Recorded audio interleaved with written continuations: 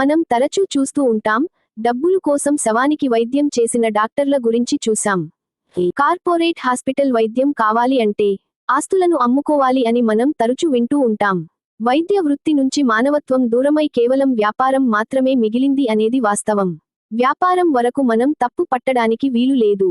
అనారోగ్యాన్ని అడ్డుపెట్టుకొని అబద్ధపు మాటలతో వైద్యం చేసినట్టు నటించి దోచుకునే డాక్టర్లు ఈ సమాజంలో చాలామంది ఉన్నారు. అదే సమయంలో ప్రాణం పోయినా అవినీతి మార్గాన్ని అనుసరించని వైద్యులు కూడా అంతే స్థాయిలో ఉన్నారు. మానవత్వాన్ని చూపుతూ డబ్బులు కట్టలేని పేదవారి కోసం ఉచితంగా వైద్యం చేసే వైద్యులు కూడా చాలామంది ఉన్నారు. అలాంటి వైద్యులలో ఒకరిని ఇప్పుడు మీకు పరిచయం చేయబోతున్నాను.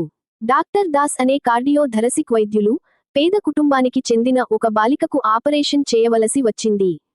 ఆపరేషన్ చేయకపోతే ఆ పాప బ్రతకదు.